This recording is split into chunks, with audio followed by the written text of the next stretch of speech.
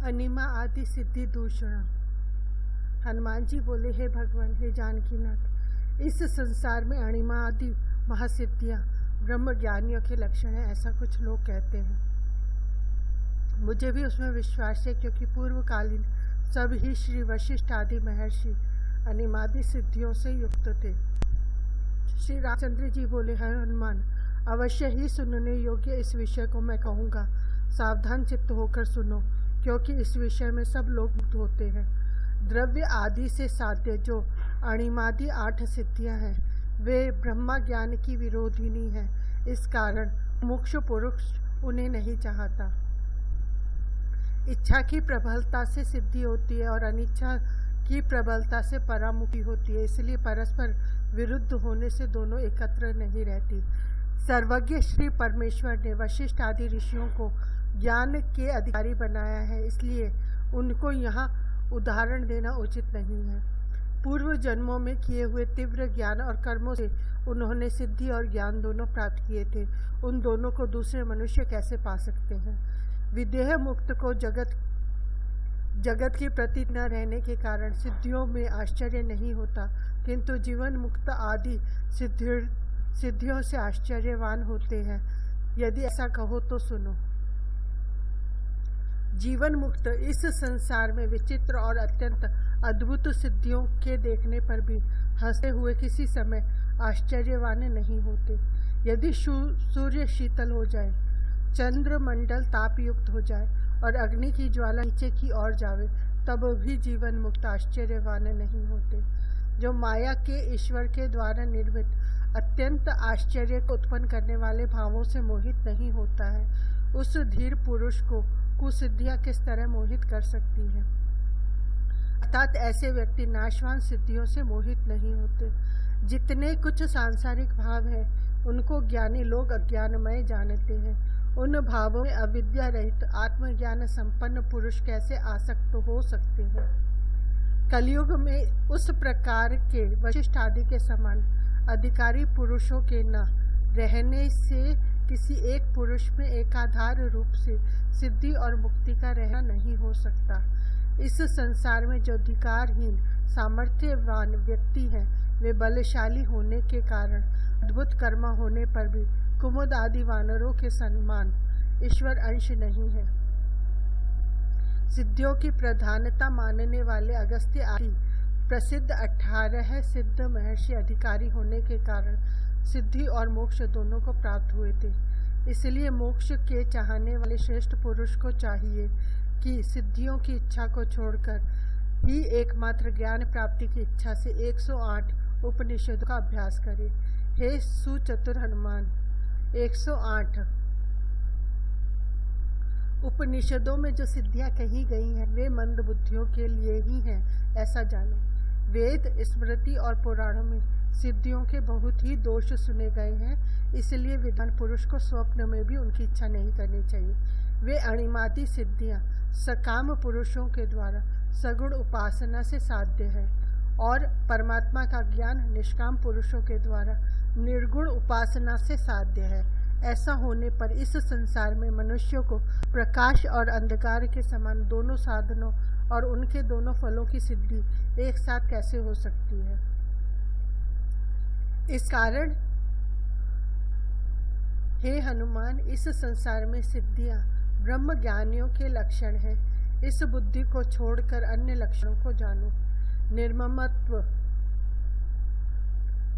अहंकार राहित्य, निसंग होना, सदा शांति आदि से युक्त होना, इस संसार से विरक्त होना, इंद्रियों को वशीभूत करना, आत्मदृष्टा होना, रात दिन आत्मज्ञान में तत्पर होना, परिग्रह, परिजन को छोड़ना, द्वंद्वों में समभाव रखना, किसी की अपेक्षा नहीं करना, सब सांसारिक व्यवहारों से विमुख होना, एकमात्र आत्म आनंद में आसक्त रहना इत्यादि सब ज्ञानियों के लक्षण हैं।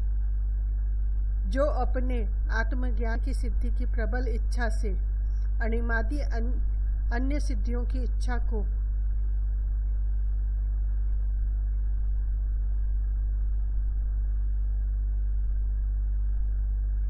छोड़कर एकमात्र आत्मा में निष्ठावान होता है, वह श्रेष्ठ पुरुष स्वसिद्ध है, अर्थात आत्मसिद्धि संपन्न है।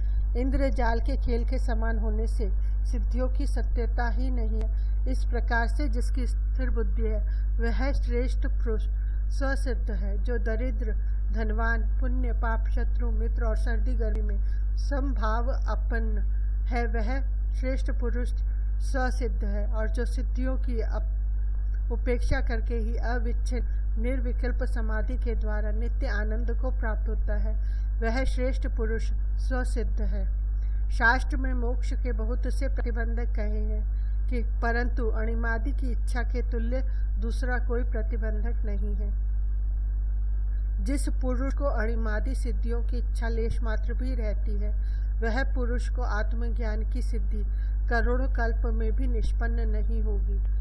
जो पुरुष लंपटों के संग के समान सिद्धों के संग को मोहवर्धक और महाभयंकर जानकर सिद्धों का त्याग करता है उस पुरुष को इस संसार में ही निर्विकल्प एकांत निष्ठा से आत्मज्ञान की सिद्धि निर्विघ्न और अनायास ही प्राप्त हो जाती है।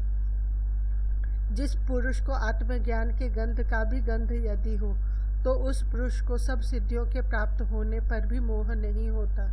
इंद्रजाल का कर्ता भी स्वयं अभ्रांत रहकर ही भ्रांत लोगों को भ्रम में डालता है, किंतु सिद्ध पुरुष स्वयं भ्रांत होकर अहो लोगों को भ्रम में डालता है।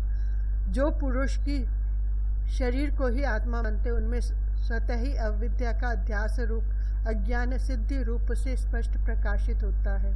हे हनुमान, पूर्व जन्म कृत ब्रह्मद्रोह, शिवद्रोह, गुरुद्रोह आदि सब पापों का फल सिद्धियां है, ऐसा जानो। क्योंकि जिस प्रकार घोर पाप आत्मज्ञान प्राप्ति का प्रतिबंधक है उसी तरह अणिमादि सिद्धियां भी उसकी प्रतिबंधक है। इसलिए सिद्धि प्राप्ति की बुद्धि छोड़ना चाहिए। अणिमा, महिमा, देह की गरिमा, लघिमा, प्राप्ति, शत्व और इंद्रियों की प्रसिद्ध शक्तियों के द्वारा गुणों में अनासक्ति रूप प्राकाम्य वशित्व, इस प्रकार की प्रसिद्ध अष्ट सिद्धियों की उपेक्षा करके ही स्वस्वरूप आत्मा का ध्यान करना चाहिए।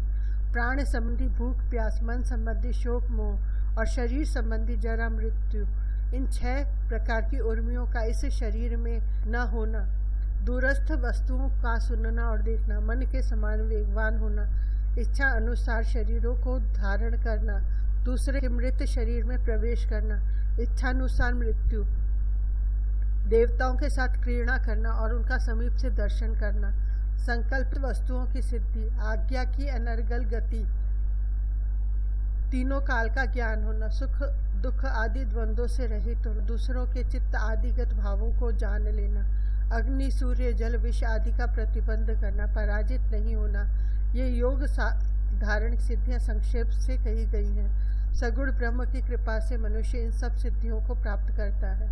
आत्मा को अर्थात बुद्धि को मुझे निर्गुण अखंड रूप ब्रह्म में समाहित करता हुआ मुनि निष्काम और परम आनंद स्वरूप मुझको निश्चय ही पाता है। हनुमान जी बोले, हे करुणा सागर श्री रामचंद्र जी, हे करुणा सागर श्री रामचंद्र जी, ईश्वर की कृपा से प्राप्त हुई सिद्धियां पाप के समान है, ऐसा आपने क्यों कहा, सो आज्ञा करिए।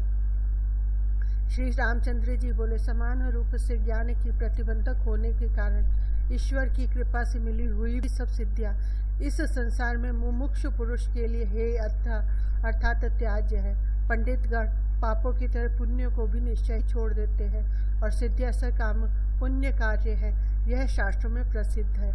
जिसमें ब्रह्मलोक भी तृण के समान है, यदि ऐसा वैराग्य साधक को हो तो उसको किसी प्रकार की सिद्धियों की इच्छा नहीं ही होती है।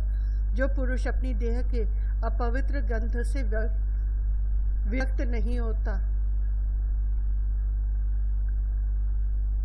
उसे दूसरा वैराग्य का कारण क्या बतलाया जा सकता है। उस पुरुष का मन पारा और वायु के समान चंचल होने से सिद्धि रूप अनेक भोगों से उसकी इच्छा होती है। चित्त के एकाग्र होने के लिए अनेक साधन शास्त्रों में कहे हैं। उनमें से कोई तैलधारा के समान अविच्छिन्न मेरे नामों के कीर्तन को कहते हैं, कोई षड अक्षर आदि मंत्रों के वांशु जप से चित्त की एकाग्रता होती है, ऐसा कहते हैं। और अन्य कोई तो प्राण अवरोध रूप हठ योग के द्वारा चित्त की एकाग्रता होती है, ऐसा कहते हैं। और कोई कहते हैं कि उत्तम कथाओं के श्रवण करने से, और कोई कहते हैं कि उत्तम विचार विचार से, और कोई कहते हैं कि पूजा स्तोत्र आदि रूप साकार उपासना से चित्त की एकाग्रता होती है, और इसी प्रकार अन्य कर्मठ लोग भी यज्ञादिक से चित्त की एकाग्रता होती है ऐसा कहते हैं, परंतु ये गौण साधन है। इस कारण हे हनुमान, चित्त की चंचलता दूर करने के लिए स्वस्वरूप का ध्यान ही मुख्य साधन है।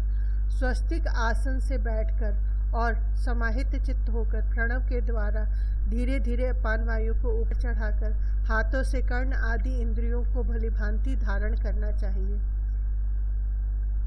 अंगूठों से कानों को, तर्जनियों से नेत्रों को, मध्यमाओं से नासिका के रंध्रों को, इस प्रकार इंद्रियों को आच्छादन करके हे हनुमान, जब तक आनंद का आविर्भाव और ज्योति का स्फुरण होता रहे तब तक प्राण को शीर से ब्रह्मरंध्र स्थान में धारण करना चाहिए। इस षण्मुखीकरण को तू अत्यंत ही गुप्त रखना।